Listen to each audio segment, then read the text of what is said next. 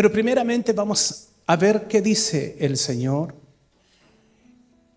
con la segunda parte del poder de la oración.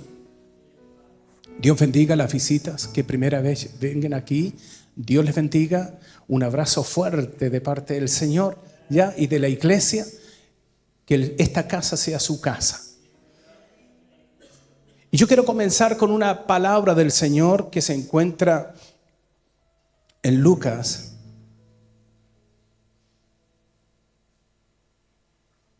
En Lucas.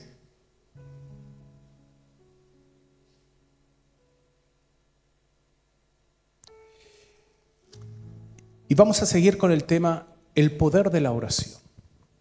A veces orar se nos hace difícil, producto de las actividades que hay. El trabajo que nos da el Señor nos quita la oración del Señor. Y a veces es mejor decirle al Señor, si tu trabajo que me diste me quita el tiempo contigo, entonces quítamelo, dame otro. Porque así es simple. Si usted ha pedido un trabajo para Dios y ese trabajo al final le quita su tiempo de Dios, entonces dígale que le dé otro trabajo, que no le quite el tiempo de Dios, porque siempre Dios bendice, pero nunca deje a Dios. O sea, nosotros no podemos darle vuelta a la espalda a Dios por lo mismo que Él nos ha dado. Dios es perfecto y su justicia es eterna, su misericordia no tiene fin. Su misericordia no tiene fin. Y sabe, Jesús la noche que Él iba a ir al Getsemaní, Jesús tenía que vivir momentos difíciles, Él tenía que entregar su vida por amor de la humanidad. Y Él se fue al monte de los Olivos en Getsemaní y tomó a 3 discípulos y se fue para tener un tiempo con el Padre. En el domingo pasado yo estuve viendo el acercarse a Dios nos trae luz, nos trae comunión con el Padre. Y hoy yo quiero hablar sobre la obediencia de la oración, el poder de la oración en la vida y en la casa. Y un día Jesús tenía la necesidad, escuche bien, necesidad de orar. Eso tiene que producir en nosotros una necesidad profunda de orar. La oración telegrama no existe, la oración tipo WhatsApp no funciona. Porque nosotros hemos conocido a Dios para tener una relación con Dios, una comunión con el Padre. Yo voy al cielo y el cielo baja a mi pieza y a mi corazón. La oración no tiene alas. Escucha bien, la oración no tiene alas, pero la oración llega donde usted menos imagina. Y es por esa razón que la Escritura dice así. Y Jesús tuvo la necesidad de orar porque el paso que iba a dar era crítico, iba a ser crucificado. Él tomó, estoy leyendo y quiero leer el Getsemaní, capítulo 22, versículo 39. Y saliendo se fue como solía, escucha bien, como solía, tenía costumbre de orar. O sea, Jesús tenía una relación, no era una oración ocasional.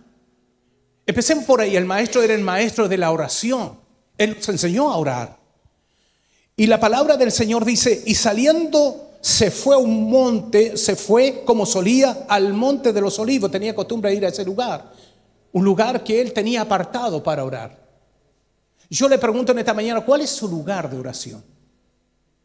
¿Cuál es el lugar que usted ha apartado para orar, para estar con el Padre? Y dice, y sus discípulos también le siguieron y fueron para allá. Y cuando llegó a aquel lugar les dijo, oren. Orad para que no entren en tentación. Hagan esa oración que les permita a ustedes no entrar en tentación. Jesús, antes de apartarse, les da una instrucción. Ore para que no entren en tentación.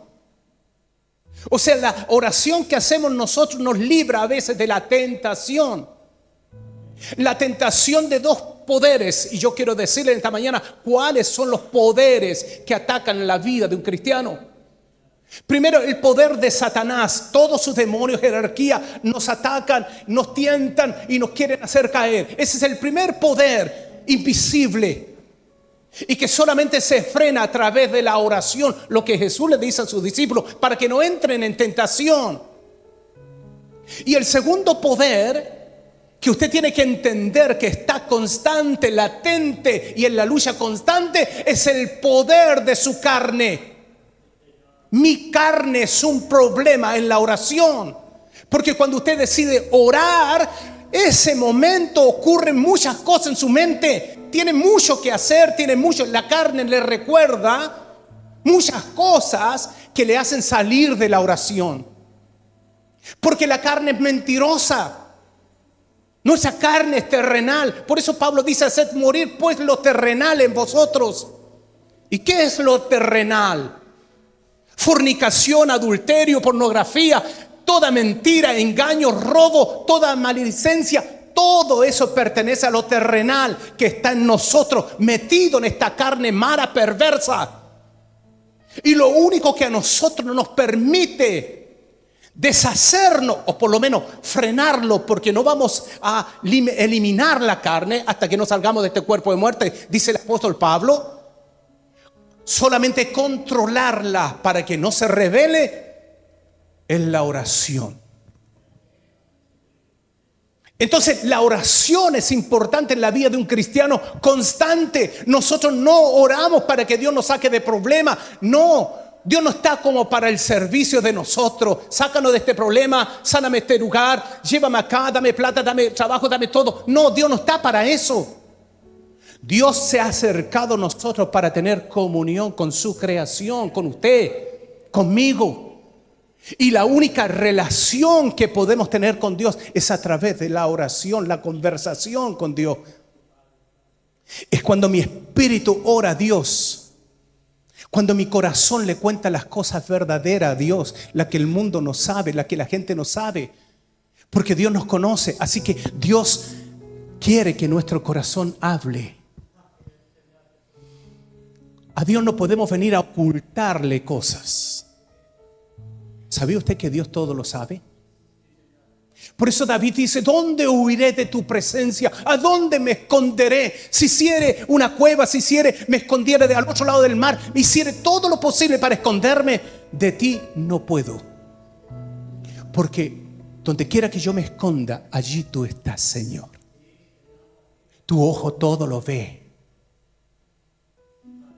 Tú todo lo sabes. Entonces cuando yo entro a la oración, estoy entrando desnudo, en una forma figurada. Significa, no vengo con engaños, no vengo con falsedades, no vengo a presumir delante de Dios, no vengo a impresionar a Dios. No, vengo, Señor, como soy. Vengo como estoy, necesitado de Dios. Dios necesita que nos acerquemos para que Él se acerque a nosotros. Vuelvo a Getsemaní. El tiempo se está acercando. Jesús va a entregar su espíritu y los discípulos están ahí. Y la escritura dice así: Jesús les da una orden: oren para que no entre en tentación. Y Él se aparta. Mire, Él se aparta como a un tiro de piedra. No sé qué será. Bueno, un tiro de piedra son como 30 metros. Él se aparta, se va. Ya le dejó la instrucción a sus discípulos. Ellos se quedaron ahí y Jesús se apartó a 30 metros y se postró en tierra y empezó a orar. Empezó a clamar, empezó a gemir, empezó a quebrantarse delante del Padre, empezó a sudar, empezó a clamar: pase de mí, Señor. Padre, pasa de mí esta copa, pero no como quiero yo. Obediencia.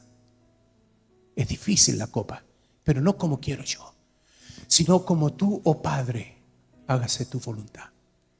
Obediencia. Obediencia. Más que sacrificio. Obediencia.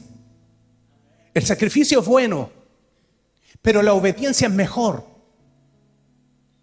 Porque Dios busca obedientes. Y mientras Jesús estaba orando, en un ruego, en una oración profunda del alma, del espíritu, porque hay oraciones de cabeza que no mueven ni siquiera a los demonios. No, estamos hablando de una oración profunda, recogida en su alma. Padre, pasa de mí esta copa. Y la Escritura dice así: Padre, si quiere, pasa de mí esta copa, pero no se haga mi voluntad, sino la tuya. Y se le apareció un ángel. Y mientras él hacía esa oración profunda, postrado, la agonía era fuerte. Y dice, y se le apareció un ángel, vino del cielo, con un propósito. Su oración llegó al cielo.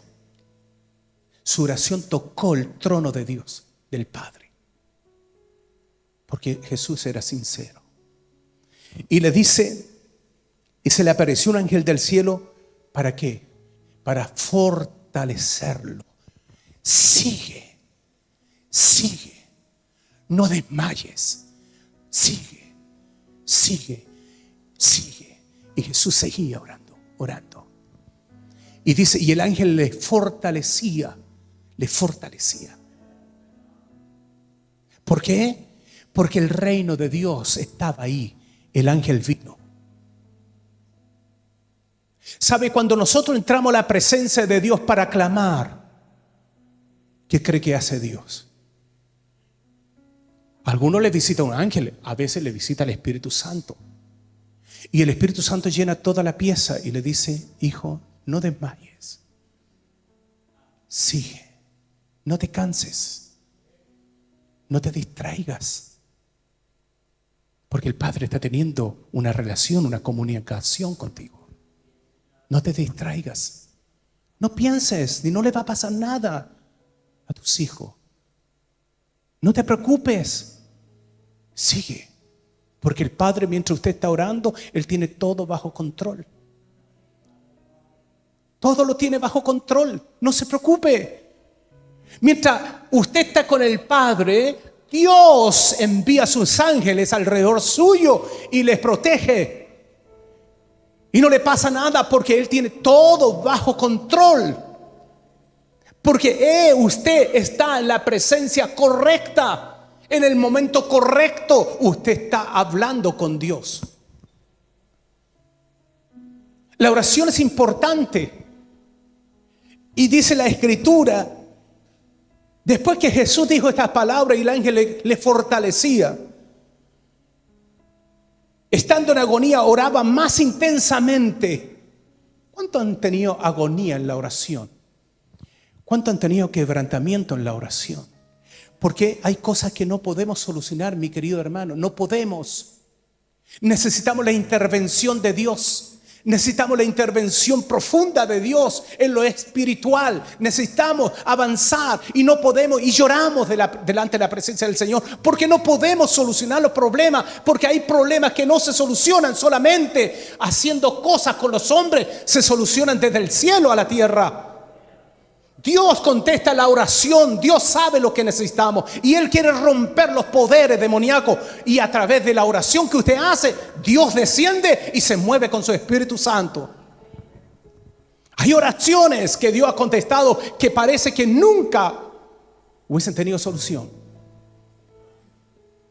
pero al mirar ese tiempo usted se da cuenta, Dios estuvo ahí, claro, porque el diablo trata de bloquearnos la relación con Dios.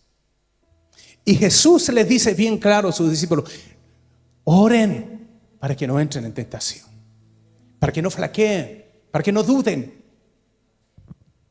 Y la Escritura dice, y estando en agonía oraba más intensamente. Y era su sudor como grandes gotas de sangre que caían hasta la tierra. Y cuando se levantó de la oración y vino a sus discípulos, les halló durmiendo.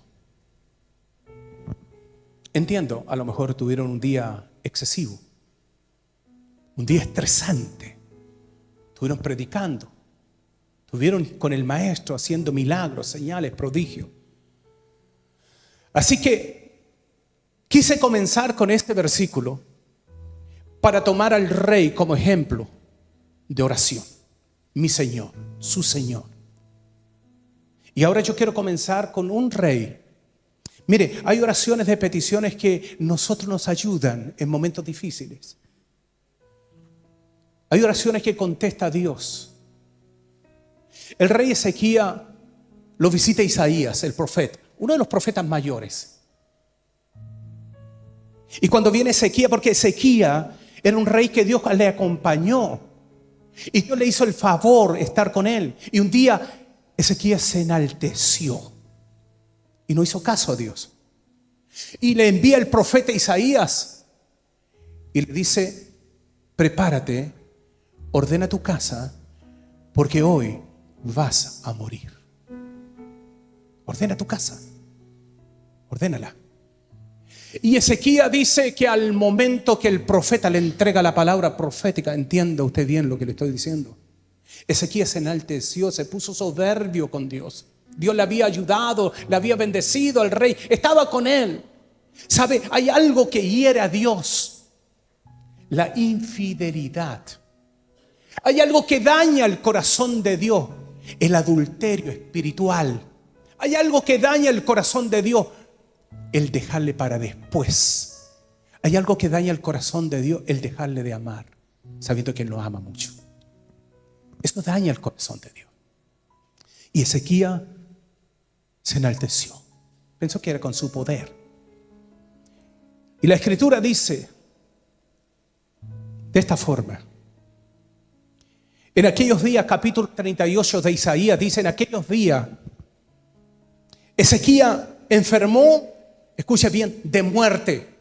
No había nada que hacer. Para los que están desahuciados, yo quiero decirle que hay un Dios de milagros. Yo creo en los milagros. Y mire, en la misericordia, yo quiero extenderme más allá. El mensaje es duro, lo que le dicen a Ezequías el rey. Pero mire, dice: y enfermó gravemente de muerte. No hay solución, está condenado, el hombre va a morir. La palabra del Señor dice: y vino el profeta Isaías y le dijo el hijo de Amós, le dijo: Jehová dice así: ordena tu casa, porque morirás y no vivirás. Ya esto no es un médico del hombre, no es un médico de la sociedad, no es el grupo médico que tomó la información y se la dio. No, este es Dios diciéndole a través del profeta Isaías: vas a morir. Estás sentenciado a morir, porque hay causas de rebelión, hay causas de soberbia, hay causas de altivez en ti. No me hiciste caso. Entonces volvió Ezequías. Escuche bien. Aquí yo quiero mostrarle una oración de humillación. Y llegó Ezequías cuando escucha el mensaje. Dice: se volvió a la muralla. Ahí a la muralla. Y empieza a llorar. Se quebrantó. Lloró profundamente en una agonía. Y él le dice: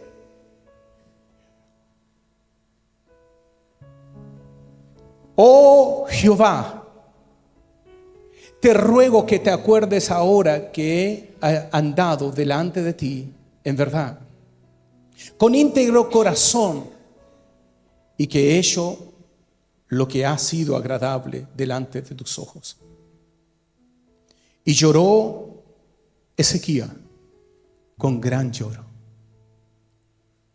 Es como si alguien, un profeta, viniera a su vida y le dijera: hoy vas a morir. Ordena tu casa. Si tú tienes tu casa desordenada, ordénala, porque te vas a ir. Es como que te digan un mensaje: hasta aquí llegaste, porque no hiciste lo correcto delante de Dios. Ezequías recibe ese mensaje, un mensaje de muerte. Pero ¿qué pasa con la misericordia de Dios? Cuando el salmista habla de la misericordia de Dios extensa que no se puede medir, cuando Isaías habla después que la misericordia de Dios es tan grande, uno dice, la misericordia de Dios. Sí, mi querido hermano, la misericordia de Dios es la que usted va a ver a través de esta acción. El mensaje estaba profetizado. Nadie puede doblarle la mano a Dios. El mensaje estaba profetizado, estaba declarado. Nadie le puede mover la mano a Dios porque Dios es justo. Todo lo que hace Dios es bueno. Lo único que puede mover la mano de Dios es su corazón humillado delante de Dios. Es su corazón el que Dios hace que su mano se vuelva a la misericordia. Dios no es benevolente. Dios es misericordioso. Ordena tu casa. Y la escritura dice, y Ezequías lloró, pero con gran llanto, profundo, desgarrador. Y estaba vuelto a la muralla. No quería ver a nadie. Estaba ahí, no quería ver a nadie. Él lloraba, porque él sabía que a pesar que le dijo a Dios, Dios le dijo, tú te enalteciste. Y el profeta trajo un mensaje de muerte. Pero ¿qué movió el corazón de Dios? Después que Ezequías ora, el profeta ya se había ido, estaba saliendo, dice la escritura. Estaba saliendo y ya se volvía. Dios le habla, dice, Isaías, vuélvete. Y la escritura dice así. Entonces vino la palabra de Jehová a Isaías diciendo, ve y di a Ezequías, Jehová, Dios de David, tu padre dice así, he oído tu oración y he visto tus lágrimas. Escuché tu oración de clamor. Escuché tu oración, pero también vi tus lágrimas. Vi cómo te postraste, vi cómo derramaste tu corazón delante de mí. Lo vi. Dios todo lo ve. Y la escritura dice, he oído tu oración y visto tus lágrimas. He aquí que yo añado, escúcheme, 15 años a tu vida solamente por mi misericordia. Entonces lo único que mueve la mano de Dios es su misericordia. Un corazón contrito y humillado Dios no lo echa fuera. ¿Por qué? Porque es sincero. La oración de clamor. La escritura dice, yo quiero llevarle a otra escritura. Yo quiero llevarle a la escritura de poder. En Josué capítulo 10, versículo 12 al 13 dice, y Josué pidió a Dios una cosa que no se vio nunca más. Eso es lo que los científicos les falta, pero usted lo va a ver aquí. Dice, y pidió a Dios, sol detente en Gabón, y tu luna en el valle de Ajalón, y el sol se detuvo y la luna se paró, porque Josué le pidió a Dios por los amorreos que venían a atacar a Gabón, una ciudad, y Dios paró el sol porque un hombre oró. ¿Escuchó? Oró en favor de una ciudad. Clamó y Dios escuchó. ¿Usted está entendiendo el poder de la oración? ¿Cómo se mueve en medio de lo espiritual? Un día Jonás se paró y dijo, no voy a ir, Señor, porque ya te conozco. No voy a hacer caso a tu llamado, como muchos. No voy a hacer caso. Me voy a ir donde yo quiero, me voy a arrancar. Y él se arrancó. Y del barco que iba, la maldición le alcanzó. ¿Sabe? Todos los que arrancan de Dios, que son hijos de Dios y no quieren aceptar la voluntad de Dios, a la larga Dios le alcanza. ¿Sabe por qué? Porque las piedras le van a descubrir quién es usted. No se puede esconder. Y arrancó Jonás. Pensó que se arrancaba de Dios. Al principio le dije, nadie se puede arrancar del ojo de Dios. Dios lo sabe todo. Y cuando iban en el barco tuvieron la peor tormenta que aún los marinos experimentados tuvieron miedo. Y revisaron a todo el barco y le dieron a Jonás: eres tú el que nos trajiste la maldición. Eres tú el que trajiste estos. ¿Quién eres tú? Y dijo: yo soy Jonás, el profeta de Dios, que desobedeció a Dios. Me arranqué, me fui, me escondí. Échenme al mar. Lo tomaron. ¡Pah! La misericordia de Dios los traga un pez que Él preparó. Yo quiero hablarles de la misericordia en la oración. Cuando usted clama y dice: y Jonás estaba ahí en lo más oscuro del vientre del pez 3 días, y reacciona: ¿qué he hecho? Y dice: y Dios en medio del pez, en lo más profundo, escuchó la oración. Oración de salvación, de arrepentimiento, porque él clamó y se arrepintió. Y Dios lo sacó. Oración de arrepentimiento profunda.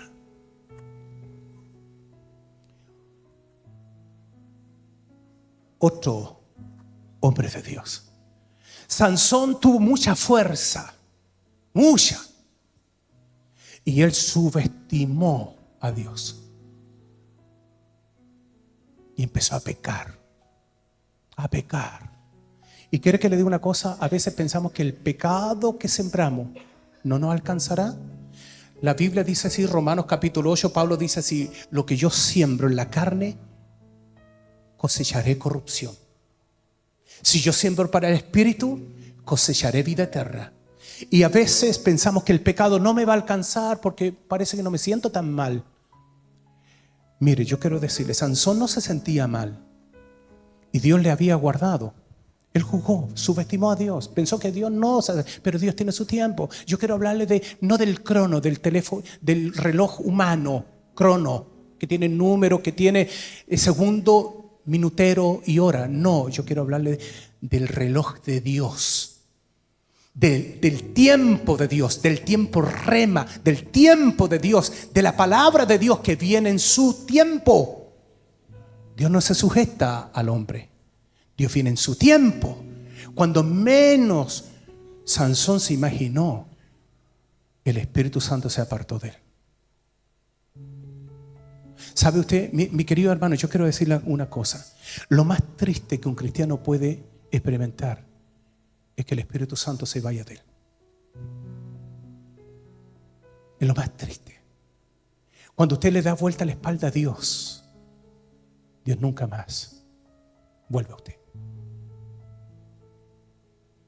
Hay algo que a Dios no le gusta, que usted le dé vuelta la espalda, porque eso es una falta de respeto hacia Dios. Usted puede pecar, Dios no tolera el pecado, pero usted puede pecar. Primera de Juan capítulo 1 dice: pero abogado tenemos a Cristo Jesús que nos levanta. Pero si usted le da vuelta la espalda a Dios y le niega, Dios le niega a usted. Dios es celoso con su pueblo. Y Sansón pensó que con la fuerza que tenía subestimó. Y un día, cuando Sansón quiso levantarse, no tenía fuerza. El Espíritu del Señor se había apartado de él. ¿Sabe lo que hace el pecado? A Sansón le sacaron los ojos. Quedó ciego. A Sansón lo empezaron a llevar y lo llevaron preso. Y cuando estaba en el calabozo, cuando estaba preso, un día Sansón dijo: Señor, yo te pido una sola cosa. Antes que muera, te pido una sola cosa. Permite que tu espíritu me vuelva a la fuerza. Y en ese día Sansón recobró la fuerza. Dios vino por misericordia, le dio la fuerza y él destruyó todo el templo, todo el palacio. Y él mató más gente en ese día que en toda su vida de guerrero. Porque Dios estuvo con él. Su misericordia.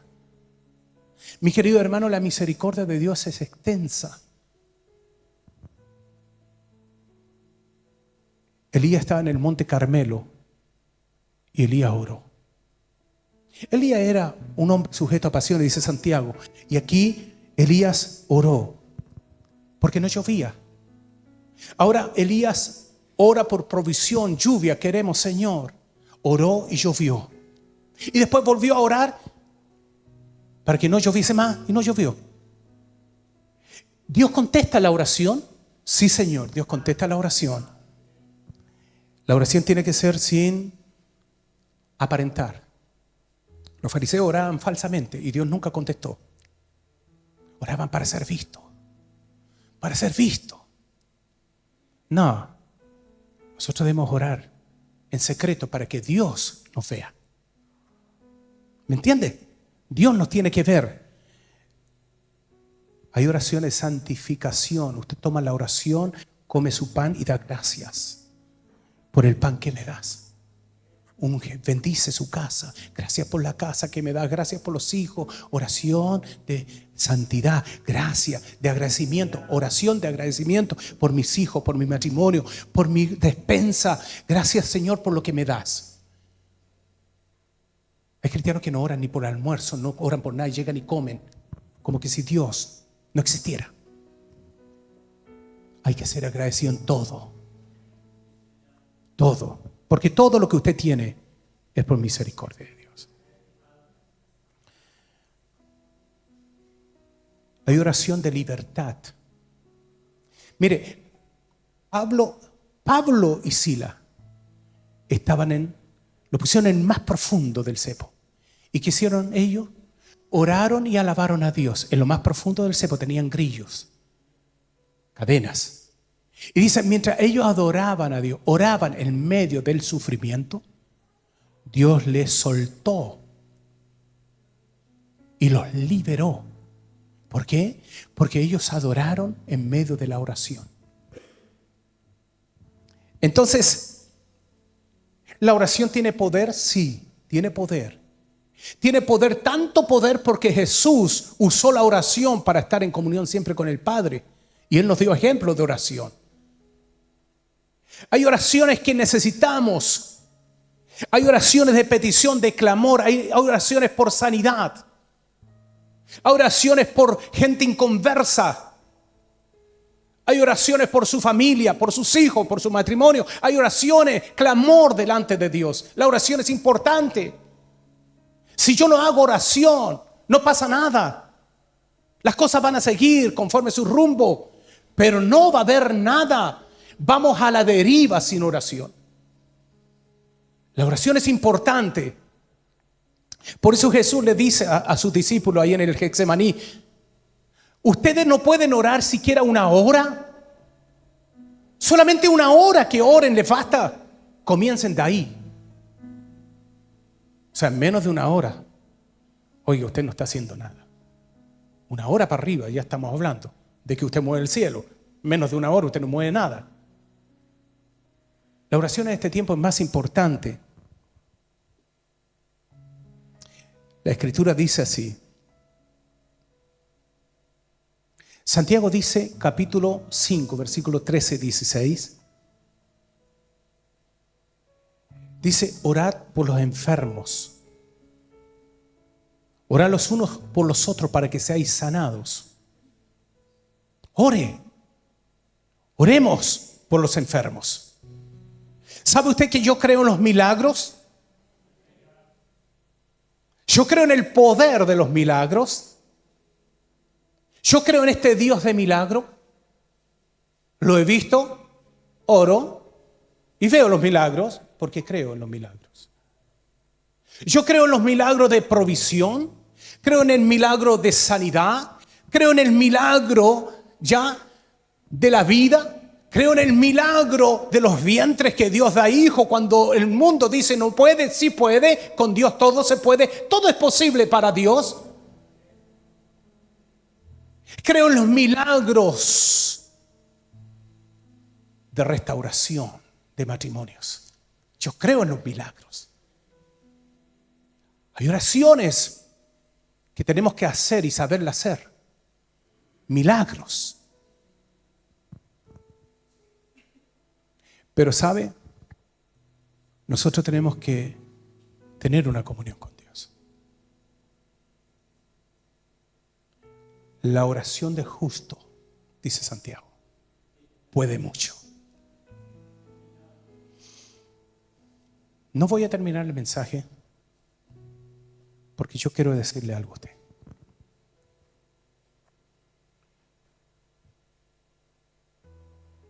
Cuando Jesús le dice a sus discípulos, ¿sabe? No pueden orar una hora. Una hora.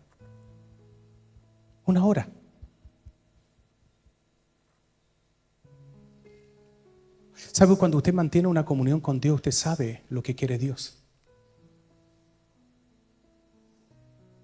Cuando Abraham oró, conversó con Dios, y vienen los ángeles de Dios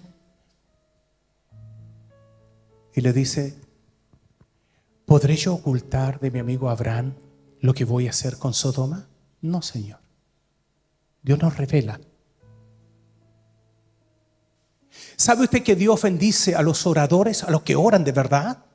Gimen, lloran. Mire, un centurión romano llamado Cornelio, cada día oraba, ayunaba. Y dice Dios, su oración llegó a su trono y su clamor también. Y tiene buen testimonio.